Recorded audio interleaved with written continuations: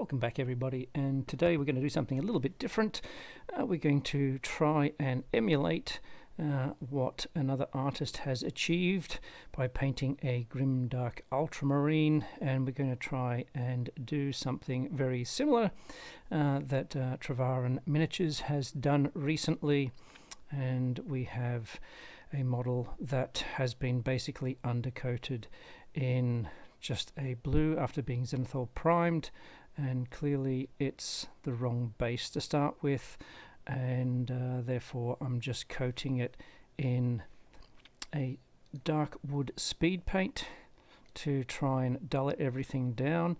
And then I'm going to be using the Army Painter sort of triad system of building up a color of blue, progressively becoming lighter to get the final coloration that we're hoping to achieve.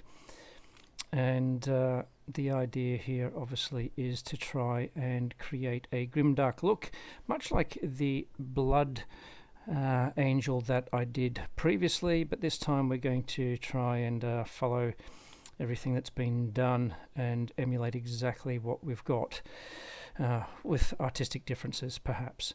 And first things first is you start sponging on the paint, and I had chosen to use a makeup removing sponge, and while it does a great job, it is slightly different than, say, a water sponge in terms of its texture. And as such, I found that it does a great job of applying the paint, and it does so in a broad way, but it tends to be somewhat universal in its application, in that you don't get sort of the texture becoming apparent that you would in a water sponge. But what it does do is, because of the way it holds the moisture, you tend to get concentrations of wet and dry areas, and that actually helps create a bit of variation on the paint finish, so at least that still works. So we used that as the principal application for most of the paint until it came to the fiddly bits.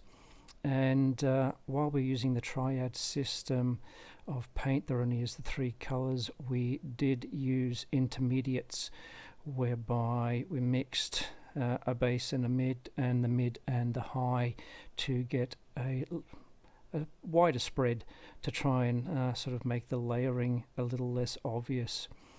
And after a few applications, we can see that we've got a bit of difference from the starting point, which was that brighter blue. So at least we're nice and dull down and grey, so that's a good start. And over time, and it probably took two coats of each color application, so in all something like about 7 or 8 layers of paint to get to a sort of final consistency where there was sufficient color across the model, and the color looked about right, that we could say that is a reasonable starting point from which then to start looking at perhaps doing some of the details. And all of the paints that were used were also slightly watered down rather than put on in full strength, and that is obvious when you see the paint going on, that it starts to separate and break, which again helps with the textural application. You tend not to get obvious build up, so that at least you've got a bit more control over where it goes and how it goes on.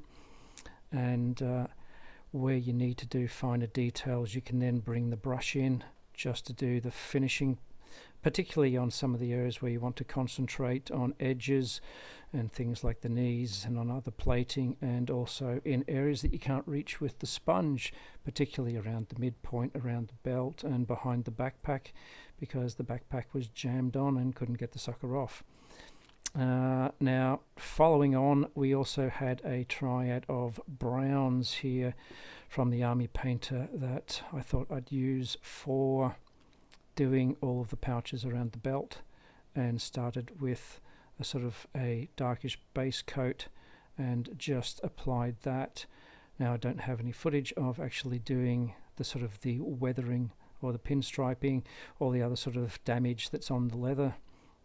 But I just did sort of little hatch marks and sort of scrubbed the edges to try and make it look weathered. And as we're trying to emulate what was done by Trovarian Miniatures on his Marine.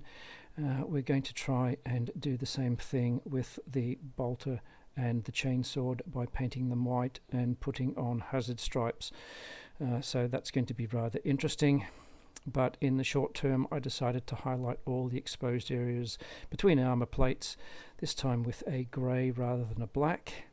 And in this instance here, I did use matte black rather than trying to create a chromatic black. In the Blood Angel I previously did, I used the Army Painter Speedpaint and used Cloudburst Blue to try and create a very dark blue that would look black. And it has somewhat a different consistency than the standard black paint. Now this was watered down a little bit to apply, but when it came to trying to do the pin washing to highlight the joints in the armor, I found that the normal black paint from the Army Painter, even though it was watered down, tended not to have the same capillary action.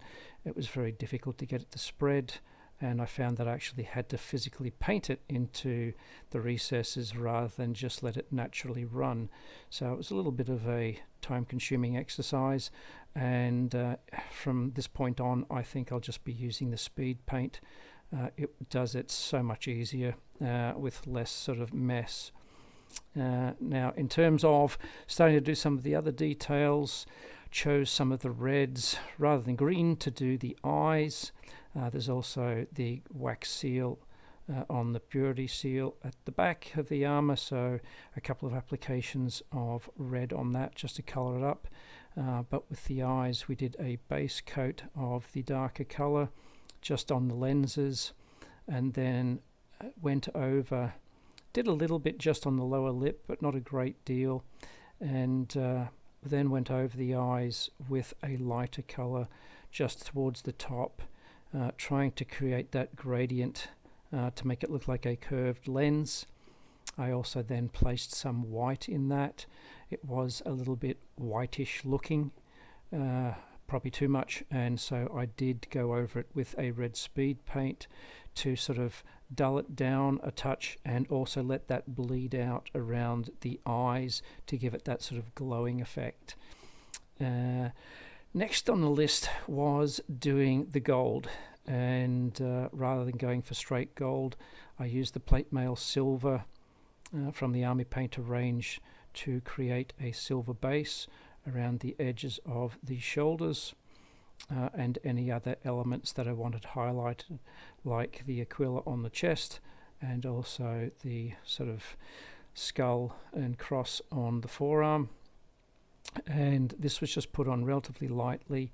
I didn't go for two thick coats. One was sufficient because I'm trying to actually make it look grim, dark and dirty theoretically, so the idea was to keep it somewhat thin, and you can see that some of the blue paint still showed through. Because of my crappy application of the sponge work, I didn't actually leave an awful lot of dark areas visible. I probably got a little bit overzealous with the blue application, so I didn't see enough of the darkness around the edges of the armor plating, and I thought I might go in with, again, the sort of the dark wood speed paint to try and reintroduce some of those sort of dark and shadow areas around the plates, and also in the backs of the knees and things around the open parts of the armor. Now what I noticed when I did that, which is clearly obvious on the knee, is that you get a tide line at the contact point where the pigment seems to concentrate at the edge of the puddle of water or fluid, and that didn't look particularly great, so I went in with a wet brush. Fortunately it is Speedpaint 1.0 and it was wet enough that it was able to be mobilized and sort of brushed away to try and hide some of that discrete sort of lines that didn't look particularly good and obviously a stain. So that was something that we've got to be cautious of, so better to apply the paint properly the first time rather than get a little bit overzealous and slap it all on. Then we did a little bit of finer detailing, just stippling some lighter color just to bring out some more of the highlight because I felt there wasn't enough contrast in the blue, and then used some speed paint over the leather armor, the leather pouches, to try and sort of give them a uniform look. and also put that yellow onto the aquila and the shoulders to try and emulate gold. And as you can see, I'm just putting one thin coat on. I don't want to go too crazy with it, and you get a nice grey looking gold. Wasn't trying to get something that was really yellow because that was too saturated. I really was trying for the desaturated look, and that seems to have worked relatively well just by being very light-handed, not letting the paint pool, and just having a small amount on the brush and pushing it around rather than just dumping it on. The fun part was what Trovarian Miniatures did with the treatment of the bolter and the chainsword, which was putting the hazard stripes on. And I thought, I'm going to give that a go because it looks awesome. And just using the basic black paint to shape out the dark stripes, and I wasn't going to get too crazy, just one on the chainsword and one on the bolter. The only change up that I did was the direction on the bolter. My preference was to have the stripes going from diagonally back at the top down to the front, and I wanted that on both weapons. And so that was how we approached it, to try and get some uniformity in terms of the appearance. It was a little bit fiddly, as you can imagine, trying to also get the stripes to align properly, and using enough paint. The black was a little bit thin, which required going over it a couple of times just to darken the whole thing up. But once it was done, it looked a lot better. But yes, it's just a matter of bracing and taking your time. Obviously this footage is sped up, so clearly not the speed at which I was doing it at, but it was definitely worthwhile in the long run with regards to the appearance, just to give it a little bit of character. As a footnote, I thought, maybe I'll try something different and not stain it yellow, and I actually did toy around with doing it red, and I did put a red speed paint on the chainsword initially and wasn't happy with the look and thought, okay, not a fan. And fortunately it only just been on, so I slapped a fair bit of water onto the brush and just rinsed it off. Being a speed paint, I was able to mobilize it. It hadn't really dried and only left a very fine sort of staining that tinted the white. But once I got to putting the final color, which was the same as what Trovarian used, which was the yellow, it looked a lot better. You couldn't really tell that I'd stuffed that up, so I was quite happy with that. Now here's the difference in the sponges. Rather than using the makeup sponge, I got a conventional big sponge for washing a car and cut that down to size, and to get a rough edge I just tore it apart at the smaller level to ensure that I got a bit of variability. And what I found was I actually didn't dunk the sponge into the paint. I actually just brushed some paint onto the surface of the sponge so that there was a bit, dabbed it a couple of times to make sure that it wasn't too wet, and then was able to dab it all over the point that I wanted to introduce the chipping, and it seemed to do quite a good job, so I was happy with the results there. And another thing that I noticed when I was trying to do some of the edge sort of chipping along the sort of the ridges on the sword and everything, one trick with doing edge highlighting that I discovered was you don't use a wet brush. Make sure the brush is sufficiently dry, or the paint has started to dry off, otherwise you end up with just applying a big schlock of paint. I found the drier the brush was, the thinner the line, and you're sort of just scraping on some semi-wet paint, and it was much better in the long run. And as Trovarian Miniatures also did, he stained his model. Now I didn't go to the extent of doing all the armor, I just wanted to dirty up the white on the bolter and the chainsword, and all I did was I got some burnt umber or dark umber ink and diluted that and brushed it on, and unfortunately the color was way too close to the yellow and made the whole thing look yellow. So again, with the wet brush to remove some of that sort of wash, to bring back some of the white, but it leaves some of the staining. So that was somewhat the model done. For a base, I just did a quick sort of uniform coat of a mid-brown, and then got Dirty Down's Rust and just sort of surface brushed that over the top to introduce a nice dark coloration, and then a quick dry brush of a lighter color just to detail the surface, and that was as far as I went. And voila, we have one completed Space Marine, and he looks somewhat dirty-ish. You can see that the staining around the edge panels isn't awesome. Some of the edge highlighting isn't fantastic.